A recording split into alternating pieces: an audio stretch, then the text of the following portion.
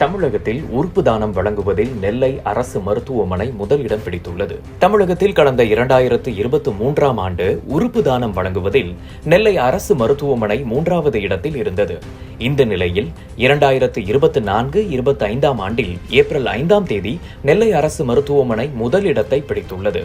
கடந்த 2019 முதல் 2025ஆம் ஆண்டு ஏப்ரல் 5ஆம் தேதி வரை நெல்லை அரசு மருத்துவமனையில் 24 பேர் பல்வேறு உடல் உறுப்புகளை தானம் செய்துள்ளனர். இந்த 5 ஆண்டுகளில் 41 கிட்னியையும், 7 பேர் இதயத்தையும், நுரையீரலை 5 பேரும், 21 பேர் கல்லீரலும், 12 பேர் தோல் தானமும், 40 கண் தானமும் செய்துள்ளனர்.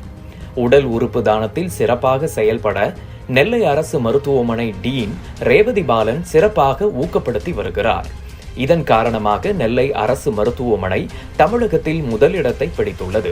தொடர்ந்து நெல்லை அரசு மருத்துவமனை முதலிடத்தில் தொடரும் வகையில் செயல்பட வேண்டும் என நெல்லை அரசு மருத்துவமனை டீன் ரேவதி பாலன் அறிவுறுத்தியுள்ளார். திருநெல்வேலி அரசு மருத்துவக் கல்லூரி மருத்துவமனையில் கடந்த 2023-24ஆம் ஆண்டில் உடல் உறுப்பு தானம், ஸ்பெஷலி டிசீஸ் டோனர்ஸ் அவரிடமிருந்து உறுப்பு தானங்கள் பெற்றவைக்காக எங்களது மாண்புமிகு மக்கள் நல்வாழ்வுத்துறை அமைச்சரின் திருக்கரங்களால் நாங்கள் அவார்டு வாங்கினோம். இன்று 2024-25ஆம் ஆண்டு அப்டு ஏப்ரல் 5 வரை தேதியில் நாங்கள் தமிழ்நாட்டிலே டிசீஸ் டோனர் ஆர்கன் ரிட்ரைவல் நாங்கள் முதலிடத்தில் பெற்றிருக்கிறோம் என்ற செய்தியை எங்களது